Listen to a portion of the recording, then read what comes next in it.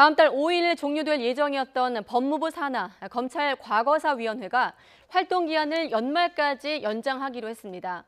배우 고 장자연 씨 통화 내역을 비롯한 새 의혹들에 대한 조사가 탄력을 받게 됐지만 여전히 충분하지 않다는 지적도 나오고 있습니다. 조성호 기자가 취재했습니다. 배우 고 장자연 씨 성접대 사건을 비롯해 과거 사건 처리 과정에 잘못이 있었는지 재조사하는 검찰 과거사위원회. 풀리지 않은 의혹이 여전한데도 다음 달 5일이면 활동이 종료돼 시간이 턱없이 부족하다는 질타를 받았습니다. 법무부와 검찰이 과연 검찰 과거사에 대한 정말 진정한 의지가 있느냐. 연장이 지금 가능한 걸로 제가 알고 있는데 계속해서? 제가 알아보겠습니다. 이에 법무부는 한 차례 늘릴 수 있던 활동 기한을 석 달 이내 범위에서 한 번 더 연장할 수 있도록 관련 규정을 고쳤습니다. 과거사위도 회의를 열고 연말까지 활동을 이어가기로 의견을 모았습니다. 과거사위 관계자는 규정상 2월까지 조사를 이어갈 수 있지만 신속하게 마무리하기 위해 시한을 못 받기로 했다고 밝혔습니다.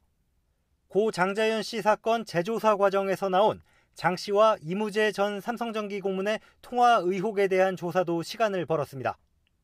진상조사단은 2009년 수사 당시 기록에서 장 씨 사망 전 1년 동안의 통화 내역이 없어진 경위와 임 전 고문이 조사 대상에서 빠진 이유, 수사 과정에서 외압이 있었는지 등을 밝히는 데 주력할 방침입니다.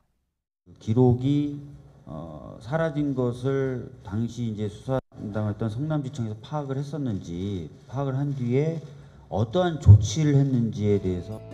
이와 함께 김학의 전 법무부 차관의 별장 성접대 사건, 이명박 정부 시절 민간인과 언론에 대한 불법 사찰 사건 등 사회적 관심이 큰 사건 조사에 힘을 쏟을 걸로 보입니다. 현재까지 조사 대상 15건 가운데 최종 권고안을 낸 건 단 3건에 불과합니다.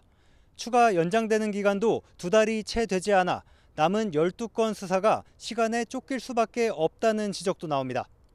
YTN 조성호입니다.